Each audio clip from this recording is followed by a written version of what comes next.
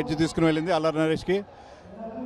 అలీ గారు, మరి మీరు కబడ్డీలో అదరగొట్టారు, క్రికెట్లో కూడా ఏమైనా దిగే అవకాశం ఉందా?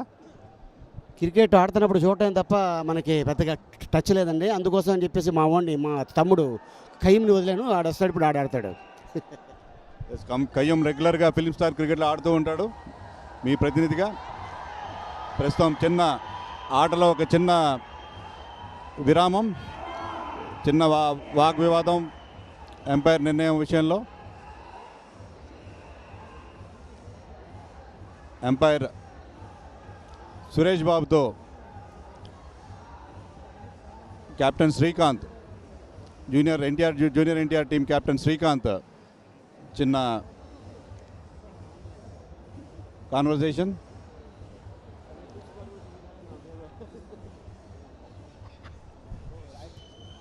సో 4 ఓవర్ల మ్యాచ్ ముగిసేసరికి, ఇన్నింగ్స్ ముగిసేసరికి అఖిల్ టీమ్ 57 పరుగులు చేసింది, 3 వికెట్ల నష్టానికి. అందులో 2 ప్లేయర్స్ రిటైర్డ్ హాట్ అయ్యారు. మొత్తం 5 ప్లేయర్స్ ఇప్పటివరకు క్రీజ్ నుంచి బయటకు వెళ్ళారు. 57 పరుగులు చేసింది టీం. ఇక కేవలం 2 ఓవర్లు ఉన్నాయి. ఈ 12 బంతుల్లో ఎన్ని పరుగులు సాధిస్తారు అన్నదాన్ని బట్టే అఖిల్ టీం విజయ అవకాశాలు ఉంటాయి. మధ్యలో అంపైర్ సురేష్ బాబుతోటి శ్రీకాంత్ టీమ్ మంతనాలు చేస్తోంది.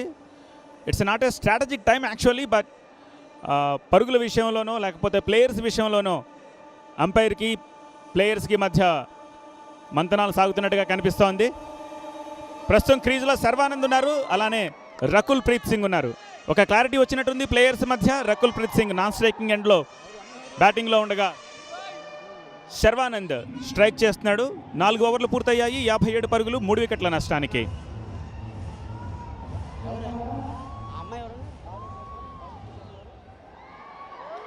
Oh no, sorry.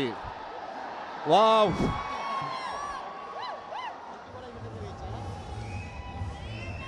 బంతి ఈ విధంగా కూడా వేయచ్చు. చాలా అద్భుతంగా, పాప ఎవరో తెలియదు కానీ ఇక్కడి నుంచి మాకు కనపడతలేదు పెద్దగా. దీన్ని మా ఊళ్ళో నేలబార్ అంటారు దీన్ని. హైదరాబాద్లో సుర్సుర్ బత్తి అంటారు. బాంబేలో దీన్ని కాటర్వెల్ అంటారు.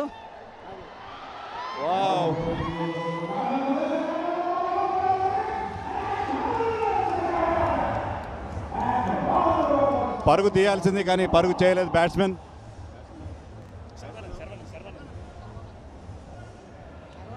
శర్వానంద్ ఏంటంటే ముందు అమ్మాయిలు ఎవరైనా బౌలింగ్ చేస్తే అతను పెద్దగా కొట్టడం అలవాట్లేదు.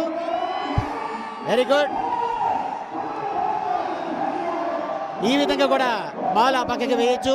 Very good Thaman.